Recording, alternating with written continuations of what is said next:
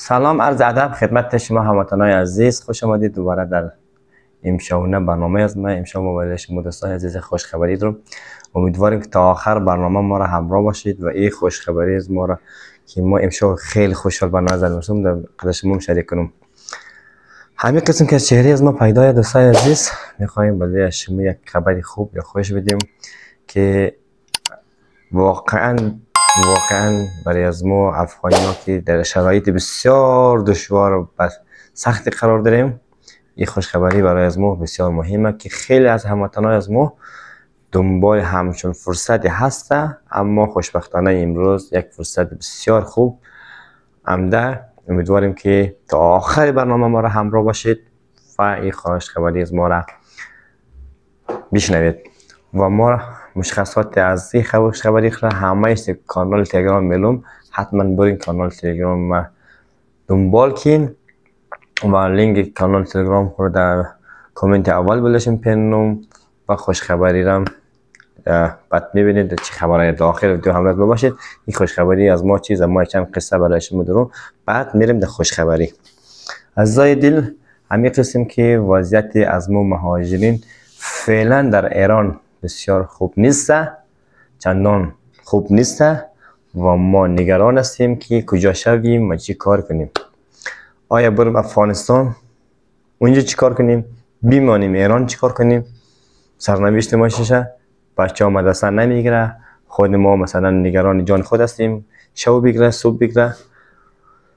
و در افغانستان بریم چطور شدیم خانه پیدا کنیم، کار پیدا بکنیم، نتونیم پس دوباره برگردیم در ایران مجردی کار کنیم، چی شد چی نشد.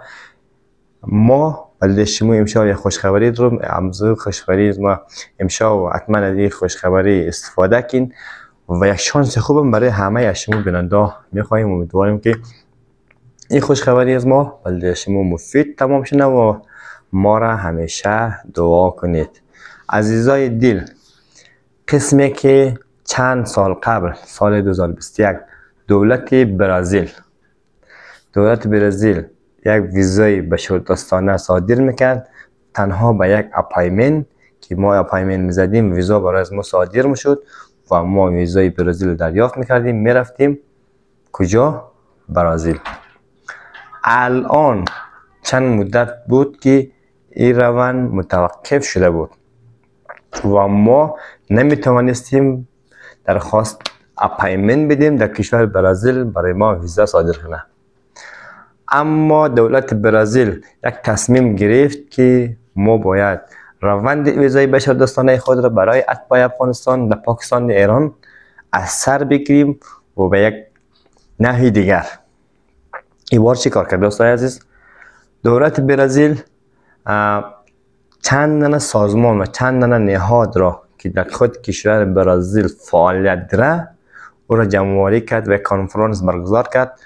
از بین چندین نهاد 3 تا نهادش را انتخاب کرده و گفت این 3 نهاد میتونه که برای مهاجرینی که ما از ایران پاکستان درخواست میدیم، مثلا درخواست ویزای بشردوستانه میدیم، اینا 3 نهاد میتونه که اسکان بده برای از مهاجرین و 12 ما را برای از این مهاجرین مکان، غذا و دیگر امکانات را در کشور برزیل برای اینا فراهم کنه.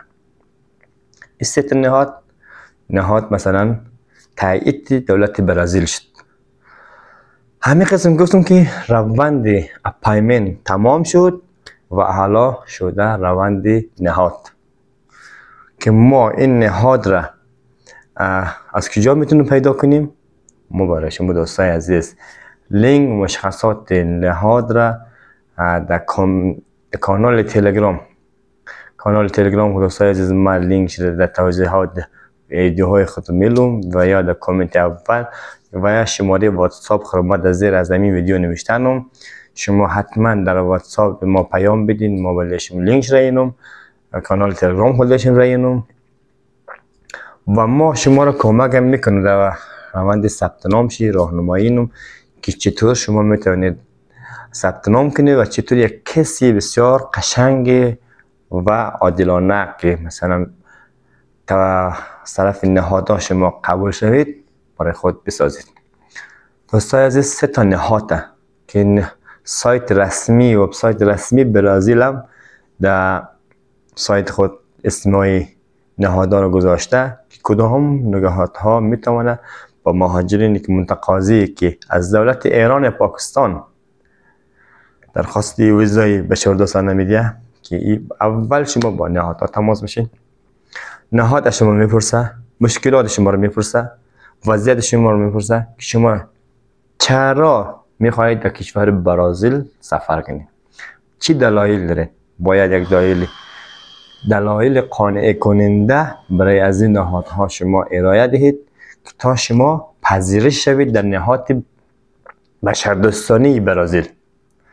3 نهاد واقعا صادقانه کار نه و تا حالا را نزدیک بر 50 و چند خانواده را انتقال داده از کشور ایران و پاکستان در برزیل که در سایت های خود عکس هایش را منتشر کرده، چی در فیسبوک، چی در یوتیوب، چی در سایت رسمی خود عکس های از این خانواده و دست جمعی پخش کرده که ما تعدادی را که آوردیم اسمایش نوشته، هر نهاد برای خودش.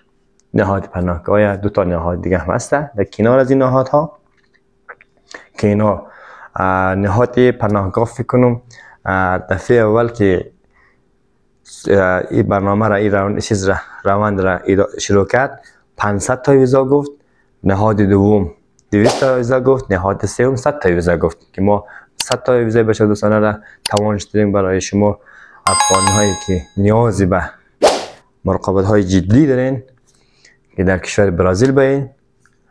100 تا ویزا نهاد سوم گفت، نهاد دوم 200 تا ویزا گفت، نهاد پناهگاه 500 تا ویزا. اما خوشبختانه که برای شما بیننده و برای شما دوستایی که علاقمند از برنامه هستین، نهاد پناهگاه هم تعداد ویزای خود بالا برده، هم نهاد دوم هر دو تایشین تعداد ویزای خود را افزایش دیده، یعنی بیشتر کرده.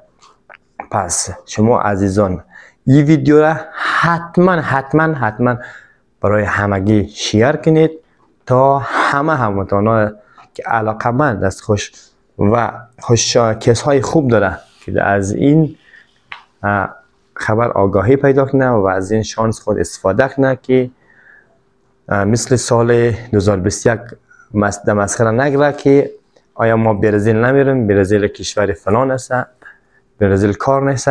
دوست عزیز بیننده محترم، ما برای شما میگیم برزیل بهترین کشوره. برزیل ما در تاریخچه برزیل که ما تاریخچهش را خواندم، برزیل بهتر از این کشور ایرانه که ما شب و روز کار میکنیم و آخرش هم میگه باید اخراج کنید.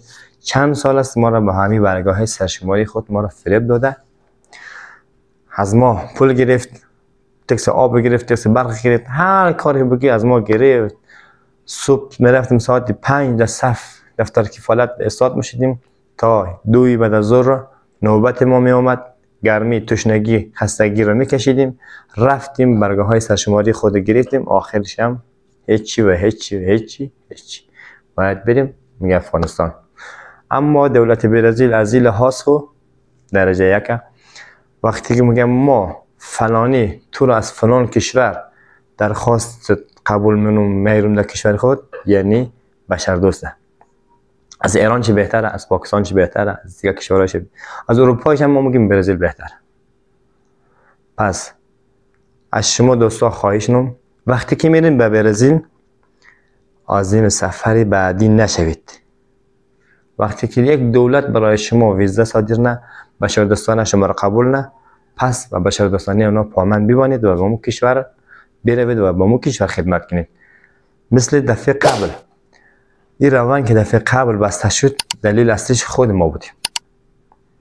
وقتی که دولت برزیل برای از ما ویزا صادر کرد، از ایران و پاکستان، از ترکیه، قطر و دبی و همه جای روند ویزای بشردوستانی خود برای ما افغانی صادر کرد و ما رفتیم در کشور برزیل، از اونجا عازم کشور آمریکا و کانادا شدیم، سر و صدا رو اونجا برآوردیم.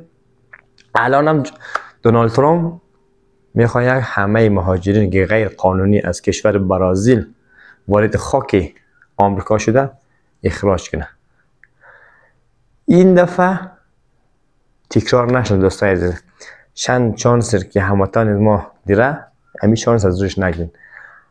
اگر شما در این پروسه کامیاب شدین یا ویزا رو دریافت کردین، از شما دوستانه خواهش نام که وقتی که میرین در کشور برزیل خود باقی بمانید و همونجا دیگه آشیانه برای خود بسازید.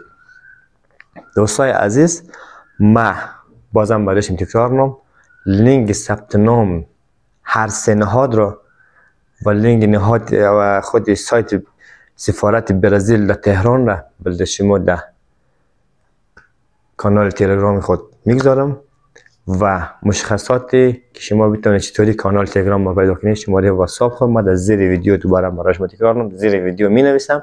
حتما به واتساپ ما پیام بدین، ما بلده شما لینک کانال تلگرام خود خودش ارسال و از اونجا برین لینک سایت ثبت نام نهادهای بشردوستانه برزیل را دریافت کرده. حتما در اون ثبت نام کنید.